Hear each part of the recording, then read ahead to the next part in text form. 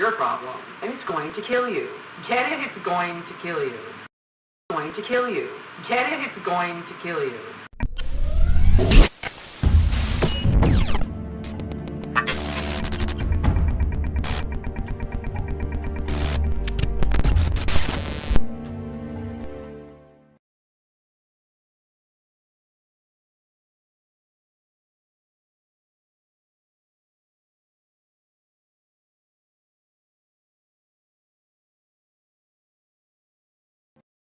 Ever felt that someone was watching you, but there was really no one there?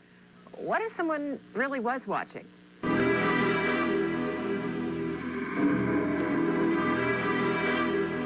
It's an entire program. It's a stalking, harassment, surveillance, torture. Marianne Stratton says she is a walking human experiment. You can't go anywhere without somebody following you, knowing they know what you buy, they know what you purchase. At this rally last summer, Stratton and others explained how the government monitors their thoughts through ultra-frequency radio waves. And like I said, they can tune it to any human that they want in this country, just like a radio frequency, an FM, like an FM station.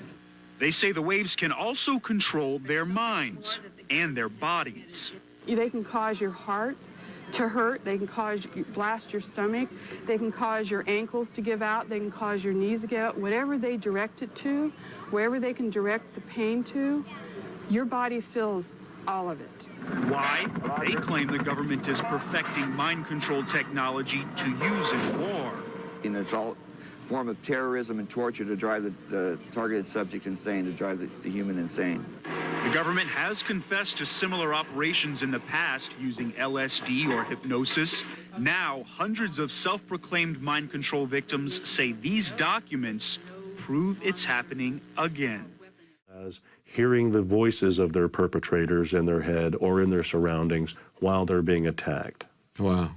Well, let me go down the list of some of these that I came up with. We've got DARPA has a sonic projector that was reported on in 2007. But of course, it had been around for quite some time before then. Army has something they call voice to skull. We got the Air Force using microwaves to create sounds at Brooks Air Force Base. We've got the Marine Corps with their Medusa project. We've got the State Department, as reported by the Washington Post in 2005, working on voices implanted in people's heads.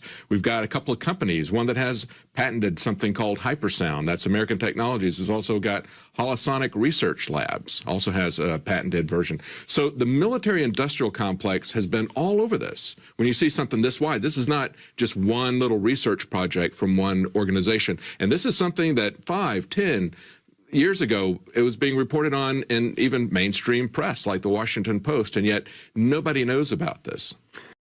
Have you ever listened to that little voice in your head? Most people consider that their conscience, maybe their intuition. But in tonight's special assignment, Ross Blackstone explains that voice may not be yours at all. Some say it could be the government controlling your mind. It was found long ago that if you can put a voice into someone's head, you can do several things.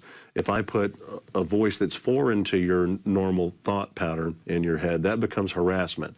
And the harassment over time will make you display signs of schizophrenia. When you go and tell people that you're hearing voices, we've been patterned to turnkey see that as schizophrenia and not even look to see if there's a legitimate source for it.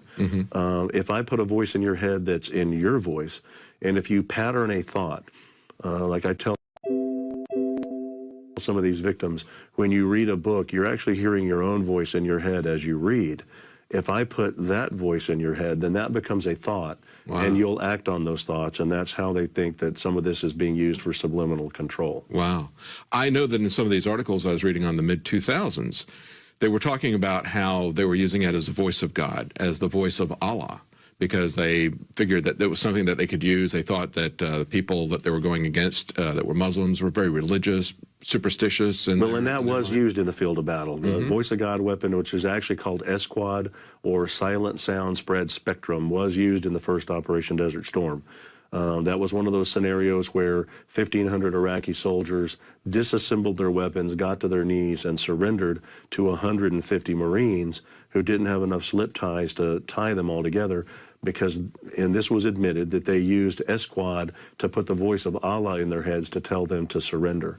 Wow. Before that, in the mid to late 80s, 5 separate inmates from the Utah State Prison had written affidavits saying that they were put in solitary confinement and were experimented on with some type of electronic device that put voices in their head, and all of them claimed that they could tell the voices of the people doing the experimentation on them were responding back to their thoughts.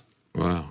So this has been going on for a while. Unfortunately, it's just not gotten any major media coverage until recently. Documents from NASA, from Federal Times, from back in the 70s, the DIA, talking about how they were going to use this microwave hearing to drive political targets crazy. The past several decades, we've heard of situations when the U.S. government has experimented on human beings. Some cases have involved nuclear weapons, others, LSD and mind control. So is it possible something similar could happen to us right now without our knowledge? And anyone could be targeted. Some are uneducated people with no ties. Others have information the government wants to monitor. It could be because of law enforcement. It could be because you're a whistleblower. It could be because you were in the Army, Navy. In his latest book, Earth Rising, renowned author and speaker Nick Begich cites more than 30 patents that show mind control is possible by using light, sound, or electronic fields. As long as the pulse rate is correct and it hits a window frequency.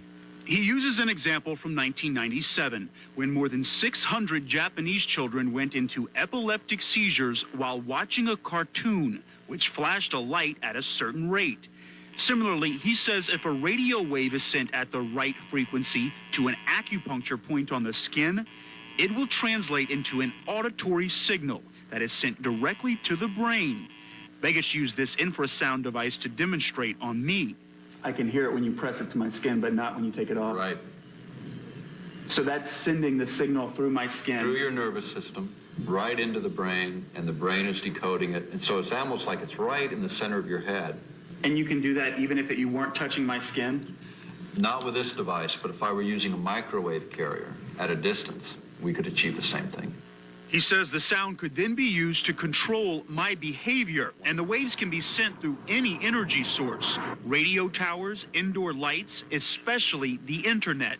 It would be difficult to target specific people like Orr, Stratton, or Welsh. To target an individual, you really need some line of sight, and you'd need to use something like a microwave carrier. But he says people can be controlled en masse. The question then is, has the government used the technology? Begich says yes. See, I am a victim of covert harassment and electronic harassment and gang stalking. I'm what's called a targeted individual. I don't get to have a normal life because I'm a targeted individual.